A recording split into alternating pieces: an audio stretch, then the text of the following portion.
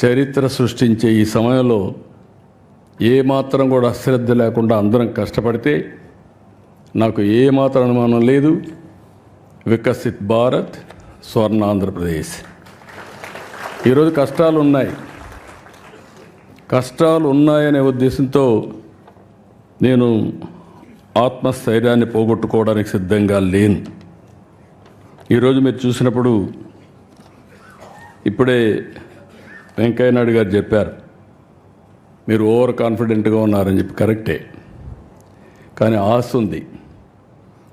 ప్రధానమంత్రి గారు 2047కి భారతదేశాన్ని ఒక అగ్రదేశంగా 1, 2 ఆర్థిక వ్యవస్థలుగా తయారు చేయాలనుకున్నప్పుడు అందులో నెంబర్ 1 స్థానంలో నా తెలుగు జాతి ఉండాలనేది నా ఆకాంక్ష.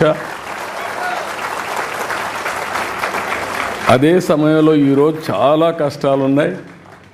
నేను ఇప్పుడు కూడా వస్తూ నిన్న ఢిల్లీకి వెనుక అడిగాను. నేను మార్నింగ్ కూడా ఒక మాట అన్నాను మినిస్టర్ గారితో. ఆవిడ ఎంత ప్రాంప్ట్గా నాకు ఇబ్బందులు ఉన్నాయని చెప్తే, చెప్పడమే కాదు డైరెక్ట్గా నా ముందరనే ఫోన్ చేసి ఇమీడియట్గా ఫండ్స్ రిలీజ్ చేయమని. తర్వాత ఈ రోజుకి నాకు ఆ డబ్బులు కూడా వచ్చాయి. వచ్చిన తర్వాత మార్నింగ్ వండుకొని వారు మాట్లాడుతుంది, మీకు పని కూడా అయ్యిందండి అని చెప్పారు. చాలా సంతోషం చెప్పాను, కంగ్రాచులేషన్ చెప్పాను. నేను ఒకటే చెప్పా, ఆంధ్రప్రదేశ్ వెంటిలేటర్ మీద ఉంది. మీ డాక్టర్గా మీరు ఇచ్చిన మెడిసిన్ వల్ల వెంటిలేటర్ నుంచి బయటకు వచ్చాం. ఇంకా కూడా ఆరోగ్యం బాగుపడలేదు. ఇంకా కొన్ని రోజులు మీరు ట్రీట్మెంట్ అవసరం మేడం అని చెప్పి మార్నింగ్ కూడా రిక్వెస్ట్ చేశా. పేషెంట్ వెరీ స్ట్రాంగ్,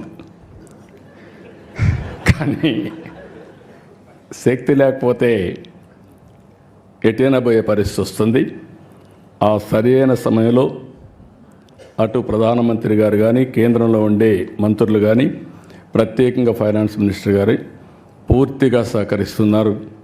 లేకపోతే ఏమాత్రం కూడా మనకు వెసులుబాటు లేని పరిస్థితి ఉండేది.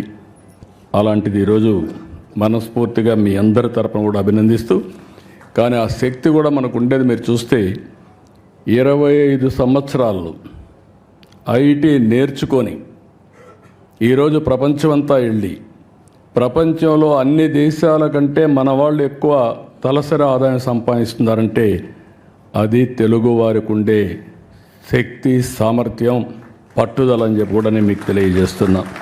చరిత్ర సృష్టించే ఈ సమయంలో ఏమాత్రం కూడా అశ్రద్ధ లేకుండా అందరం కష్టపడితే నాకు ఏమాత్రం అనుమానం లేదు, వికసిత్ భారత్, స్వర్ణ ఆంధ్రప్రదేశ్.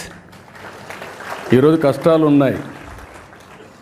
కష్టాలు ఉన్నాయనే ఉద్దేశంతో నేను ఆత్మస్థైర్యాన్ని పోగొట్టుకోవడానికి సిద్ధంగా లేను.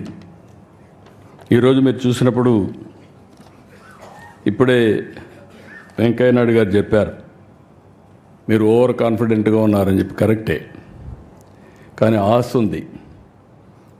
ప్రధానమంత్రి గారు 2047కి భారతదేశాన్ని ఒక అగ్రదేశంగా 1, 2 ఆర్థిక వ్యవస్థలుగా తయారు చేయాలనుకున్నప్పుడు అందులో నెంబర్ 1 స్థానంలో నా తెలుగు జాతి ఉండాలనేది నా ఆకాంక్ష. అదే సమయంలో ఈరోజు చాలా కష్టాలు ఉన్నాయి. నేను ఇప్పుడు కూడా వస్తూ నిన్న ఢిల్లీకి వెనుక అడిగాను. నేను మార్నింగ్ కూడా ఒక మాట అన్నాను మినిస్టర్ గారితో. ఆవిడ ఎంత ప్రాంప్ట్గా నాకు ఇబ్బందులు ఉన్నాయని చెప్తే, చెప్పడమే కాదు డైరెక్ట్గా నా ముందరనే ఫోన్ చేసి ఇమీడియట్గా ఫండ్స్ రిలీజ్ చేయమని. తర్వాత ఈ రోజుకి నాకు ఆ డబ్బులు కూడా వచ్చాయి. వచ్చిన తర్వాత మార్నింగ్ వండుకొని వారు మాట్లాడుతుంది, మీకు పని కూడా అయ్యిందండి అని చెప్పారు. చాలా సంతోషం చెప్పాను, కంగ్రాచులేషన్ చెప్పాను. నేను ఒకటే చెప్పా, ఆంధ్రప్రదేశ్ వెంటిలేటర్ మీద ఉంది. మీ డాక్టర్గా మీరు ఇచ్చిన మెడిసిన్ వల్ల వెంటిలేటర్ నుంచి బయటకు వచ్చాం. ఇంకా కూడా ఆరోగ్యం బాగుపడలేదు. ఇంకా కొన్ని రోజులు మీరు ట్రీట్మెంట్ అవసరం మేడం అని చెప్పి మార్నింగ్ కూడా రిక్వెస్ట్ చేశా. పేషెంట్ వెరీ స్ట్రాంగ్, కానీ శక్తి లేకపోతే ఎటైనా పోయే పరిస్థితి వస్తుంది. ఆ సరైన సమయంలో అటు ప్రధానమంత్రి గారు కానీ, కేంద్రంలో ఉండే మంత్రులు కానీ, ప్రత్యేకంగా ఫైనాన్స్ మినిస్టర్ గారు పూర్తిగా సహకరిస్తున్నారు. లేకపోతే ఏమాత్రం కూడా మనకు వెసులుబాటు లేని పరిస్థితి ఉండేది.